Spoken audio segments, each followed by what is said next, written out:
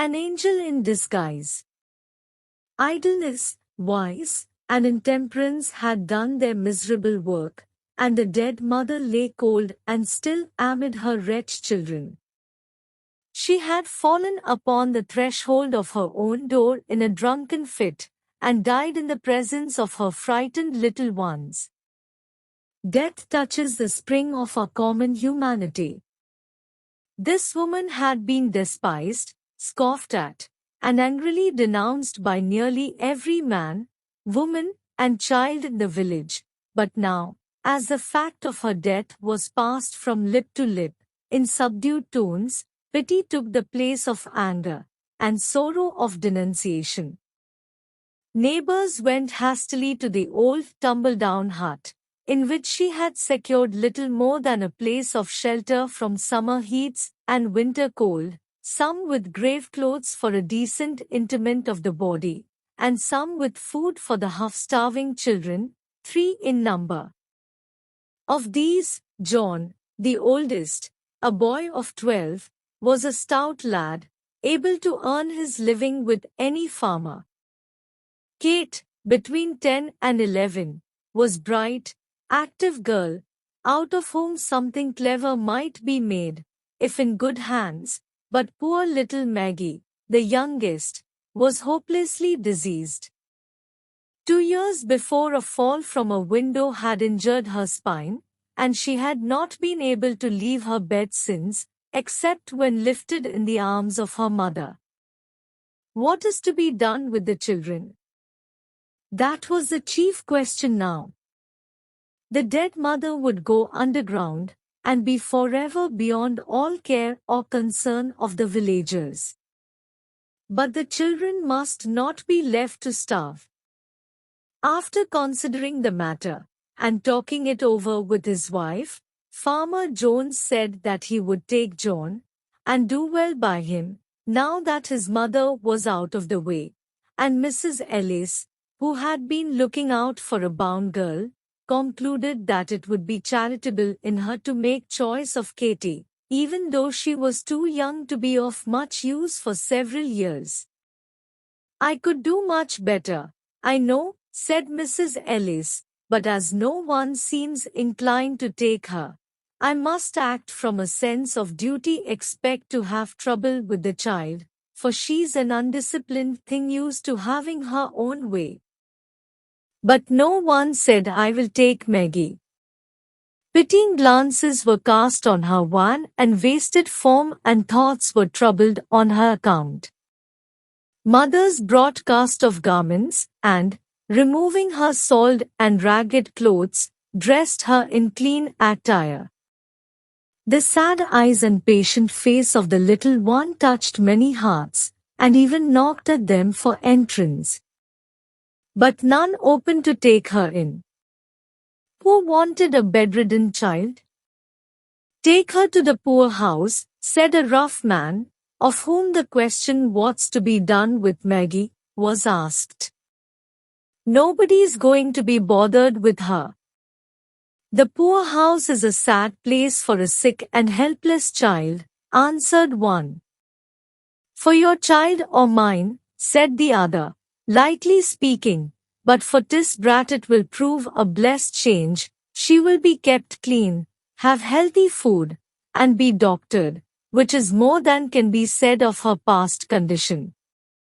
There was reason in that, but still it didn't satisfy. The day following the day of death was made the day of burial. A few neighbors were at the miserable hovel, but none followed dead cart as it bore the unhonored remains to its pauper grave. Farmer Jones, after the coffin was taken out, placed John in his wagon and drove away, satisfied that he had done his part. Mrs. Ellis spoke to Kate with a hurried air, "Bid your sister good-bye," and drew the tearful children apart, array scarcely their lips had touched, in a sobbing farewell. Hastily others went out, some glancing at Maggie, and some resolutely refraining from a look, until all had gone. She was alone. Just beyond the threshold, Joe Thompson, the wheelwright, paused and said to the blacksmith's wife, who was hastening off with the rest, "It's a cruel thing to leave her so. Then take her to the poorhouse, she'll have to go there," answered the blacksmith's wife, springing away, and leaving Joe behind. For a little while the man stood with a puzzled air, then he turned back, and went into the hovel again. Maggie, with painful effort, had raised herself to an upright position, and was sitting on the bed, straining her eyes upon the door out of which all had just departed. A vague terror had come into her thin white face. "Oh, Mr. Thompson," she cried out, catching her suspended breath, "don't leave me here all alone." Though rough in exterior, Joe Thompson, the wheelwright, had a heart, and it was very tender in some places. He liked children, and was pleased to have them come to his shop, where sleds and wagons were made or mended for the village lads without a draft on their hoarded sixpences. "No, dear," he answered, in a kind voice, going to the bed, and stooping down over the child, "you shan't be left here alone." Then he wrapped her with the gentleness almost of a woman, in the clean bedclothes which some neighbor had brought, and, lifting her in his strong arms, bore her out into the air and across the field that lay between the hovel and his home. Now, Joe Thompson's wife, who happened to be childless, was not a woman of saintly temper, nor much given to self-denial for others' good, and Joe had well-grounded doubts touching the manner of greeting he should receive on his arrival. Mrs. Thompson saw him approaching from the window, and with ruffling feathers met him a few paces from the door, as he opened the garden gate, and came in. He bore a precious burden, and he felt it to be so. As his arms held the sick child to his breast, a sphere of tenderness went out from her, and penetrated his feelings. A bond had already corded itself around them both, and love was springing into life. "What have you there?" sharply questioned Mrs. Thompson. Joe felt the child start and shrink against him. He did not reply, except by a look that was pleading and cautionary, that said, "Wait a moment for explanations, and be gentle," and, passing in, carried Maggie to the small chamber on the first floor, and laid her on a bed. Then, stepping back, he shut the door, and stood face to face with his vinegar-tempered wife in the passageway outside. "You haven't brought home that sick brat?" Anger and astonishment were in the tones of Mrs. Joe Thompson. Her face was in a flame. "I think women's hearts are sometimes very hard," said Joe. Usually Joe Thompson got out of his wife's way, or kept rigidly silent and non-combative when she fired up on any subject. It was with some surprise, therefore, that she now encountered a firmly set countenance and a resolute pair of eyes. Women's hearts are not half so hard as men's. Joe saw, by a quick intuition, that his resolute bearing had impressed his wife, and he answered quickly, and with real indignation, "Be that as it may." Every woman at the funeral turned her eyes steadily from the sick child's face, and when the cart went off with her dead mother, hurried away, and left her alone in that old hut, with the sun not an hour in the sky. "Where were John and Kate?" asked Mrs. Thompson. Farmer Jones tossed John into his wagon, and drove off. Katie went home with Mrs. Ellis, but nobody wanted the poor sick one. "Send her to the poorhouse," was the cry. "Why didn't you let her go, then? What did you bring her here for? "She can't walk to the poorhouse," said Joe. "Somebody's arms must carry her, and mine are strong enough for that task." "Then why didn't you keep on? Why did you stop here?" demanded the wife. "Because I'm not a pity to go on fool's errands. The guardians must first be seen, and a permit obtained." There was no gainsaying this. "When will you see the guardians?" was asked, with irrepressible impatience. "Tomorrow." "Why put it off till tomorrow? Go at once for the permit, and get the whole thing off of your hands tonight." "Jane," said the wheelwright, with an impressiveness of tone that greatly subdued his wife, "I read in the Bible sometimes, and find much said about little children. How the Savior rebuked the disciples who would not receive them, how he took them up in his arms, and blessed them, and how he said that whosoever gave them even a cup of cold water should not go unrewarded.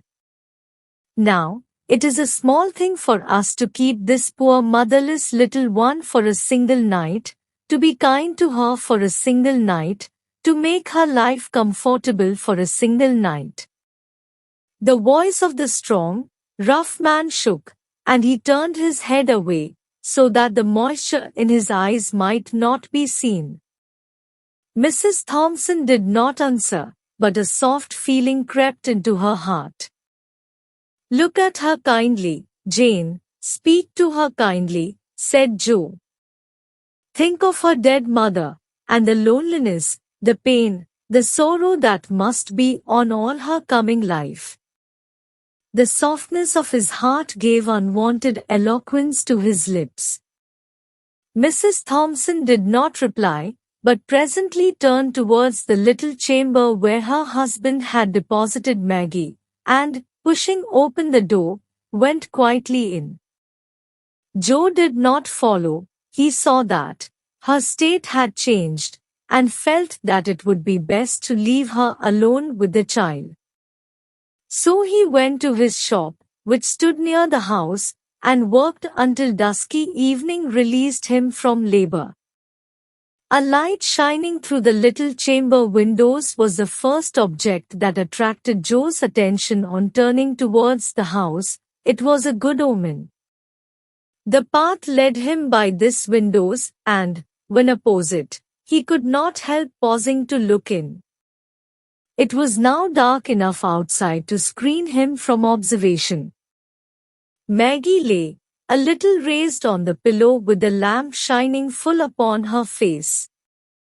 Mrs. Thompson was sitting by the bed, talking to the child, but her back was towards the window, so that her countenance was not seen. From Maggie's face, therefore, Joe must read the character of their intercourse. He saw that her eyes were intently fixed upon his wife, that now and then a few words came, as if in answers from her lips, that her expression was sad and tender, but he saw nothing of bitterness or pain. A deep-drawn breath was followed by one of relief, as a weight lifted itself from his heart. On entering, Joe did not go immediately to the little chamber. His heavy tread about the kitchen brought his wife somewhat hurriedly from the room where she had been with Maggie. Joe thought it best not to refer to the child, nor to manifest any concern in regard to her. "How soon will supper be ready?" he asked. "Right soon," answered Mrs. Thompson, beginning to bustle about. There was no asperity in her voice. After washing from his hands and face the dust and soil of work, Joe left the kitchen and went to the little bedroom. A pair of large bright eyes looked up at him from the snowy bed, looked at him tenderly, gratefully, pleadingly. How his heart swelled in his bosom! With what a quicker motion came the heartbeats. Joe sat down, and now, for the first time, examining the thin frame carefully under the lamplight, saw that it was an attractive face, and full of a childish sweetness which suffering had not been able to obliterate. "Your name is Maggie," he said, as he sat down and took her soft little hand in his. "Yes, sir." Her voice struck a chord that quivered in a low strain of music. "Have you been sick long?" "Yes, sir." What a sweet patience was in her tone. "Has the doctor been to see you?" "He used to come." "But not lately?" "No, sir." "Have you any pain?" "Sometimes, but not now." "When had you pain?" "This morning my side ached, and my back hurt when you carried me." "It hurts you to be lifted or moved about?" "Yes, sir." "Your side doesn't ache now?" "No, sir." "Does it ache a great deal?" "Yes, sir, but it hasn't ached any since I have been on this soft bed." "The soft bed feels good." "Oh, yes, sir, so good." What a satisfaction, mingled with gratitude, was in her voice. "Supper is ready," said Mrs. Thompson, looking into the room a little while afterwards. Joe glanced from his wife's face to that of Maggie. She understood him, and answered, "Dash. She can wait until we are done, then I will bring her some things to eat." There was an effort at indifference on the part of Mrs. Thompson, but her husband had seen her through the window, and understood that the coldness was assumed. Joe waited, after sitting down to the table, for his wife to introduce the subject uppermost in both of their thoughts, but she kept silent on that theme, for many minutes, and he maintained a like reserve. At last she said, abruptly, "Dash. What are you going to do with that child?" "I thought you understood me that she was to go to the poorhouse," replied Joe, as if surprised at her question. Mrs. Thompson looked rather strangely at her husband for sonic moments, and then dropped her eyes. The subject was not again referred to during the meal. At its close, Mrs. Thompson toasted a slice of bread, and softened it with milk and butter. Adding to this a cup of tea, she took them into Maggie, and held the small waiter, on which she had placed them, while the hungry child ate with every sign of pleasure. "Is it good?" asked Mrs. Thompson, seeing with what a keen relish the food was taken. The child paused with the cup in her hand, and answered with a look of gratitude that awoke to new life old human feelings which had been slumbering in her heart for half a score of years. "We will keep her a day or two longer. She is so weak and helpless," said Mrs. Joe Thompson, in answer to her husband's remark, at breakfast time on the next morning, that he must step down and see the guardians of the poor about Maggie. "She'll be so much in your way," said Joe. "I shan't mind that for a day or two." Poor thing. Joe did not see the guardians of the poor on that day, on the next, nor on the day following. In fact, he never saw them at all on Maggie's account, for in less than a week Mrs. Joe Thompson would as soon leave thought of taking up her own abode in the almshouse as sending Maggie there. What light and blessing did that sick and helpless child bring to the home of Joe Thompson, the poor wheelwright? It had been dark, and cold, and miserable there for a long time just because his wife had nothing to love and care for out of herself, and so became so irritable, ill-tempered, and self-afflicting in the desolation of her woman's nature. Now the sweetness of that sick child, looking ever to her in love, patience, and gratitude, was as honey to her soul, and she carried her in her heart as well as in her arms, a precious burden. As for Joe Thompson, there was not a man in all the neighborhood who drank daily of a more precious wine of life than he. An angel had come into his house, disguised as a sick, helpless, and miserable child, and filled all its dreary chambers with the sunshine of love.